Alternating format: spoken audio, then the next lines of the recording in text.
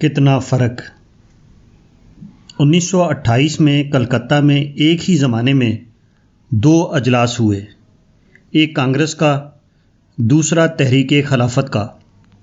اس وقت مہاتما گاندھی کانگریس کے سب سے بڑے لیڈر تھے اور مولانا محمد علی تحریک خلافت کے۔ خان عبدالغفار خان اپنے کچھ پٹھان ساتھیوں کو لے کر کلکتہ گئے اور دونوں کانفرنسوں میں شریک ہوئے۔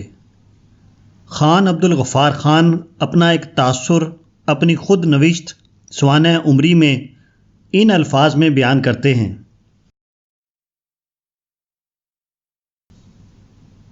گاندھی جی کانگریس کے اجلاس میں تقریر کر رہے تھے۔ ایک نوجوان بار بار کھڑا ہو جاتا تھا اور گاندھی جی پر سخت حملے کرتا تھا۔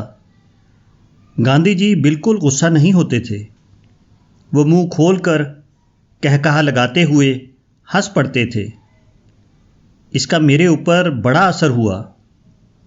جب میں واپس اپنے کیمپ میں آیا تو میں نے یہ سرگزشت اپنے ساتھیوں کو سنائی اور کہا کہ دیکھو، یہ ہندوؤں کا لیڈر ہے، اس کے اخلاق کو دیکھو اور اپنے مسلمان لیڈروں کے اخلاق کو دیکھو۔ اس وقت ہم کچھ پٹھان لوگ خلافت کانفرنس میں محمد علی کے پاس گئے کہ یہ ہمارا لیڈر ہے، اس کے ساتھ اس بارے میں چند باتیں کریں۔ محمد علی باہر آئے تو ہم نے ان سے اس طریقے سے اپنی بات کہنی شروع کی کہ محمد علی صاحب، آپ ہم مسلمانوں کے لیڈر ہیں، ہم آپ کی عزت کرتے ہیں۔ کل ہم کانگریس کے اجلاس میں گئے تھے تو وہاں گاندھی جی تقریر کر رہے تھے۔ ہم نے دیکھا کہ بعض نوجوان ان کی مخالفت کر رہے تھے، لیکن گاندھی جی ان کے سامنے ہنس دیتے۔ ہم نے یہ بھی محسوس کیا کہ اس کی وجہ سے ان کی تقریر میں کسی قسم کی تیزی یا تندی پیدا نہیں ہوئی۔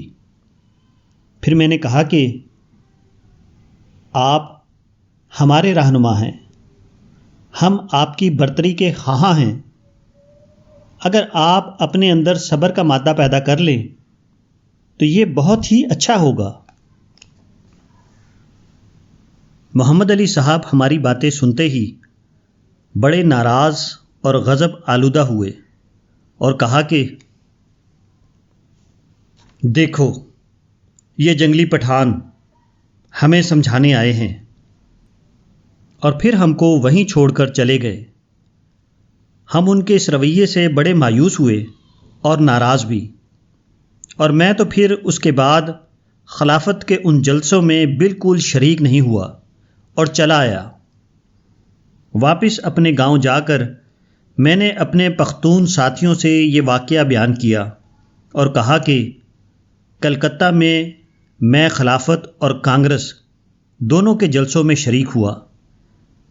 وہاں میں نے دیکھا کہ ہمارے مسلمان لیڈروں اور ہندوؤں کے لیڈروں میں کتنا بڑا فرق ہے۔ ایک طرف غصے کے جذبات بھڑکتے دکھائی دیے اور دوسری طرف محبت اور پریم سے باتیں کی جاتی تھیں۔ میں سمجھتا ہوں کہ گاندھی جی واقعی ہندوؤں کے ہی لیڈر نہیں رہیں گے، بلکہ وہ مسلمانوں کی لیڈری بھی کریں گے۔ ان کا مزاج گرم نہیں، بلکہ ان کے جذبات ٹھنڈے ہیں، وہ گالیاں کھا کر بھی ہنس دیتے ہیں۔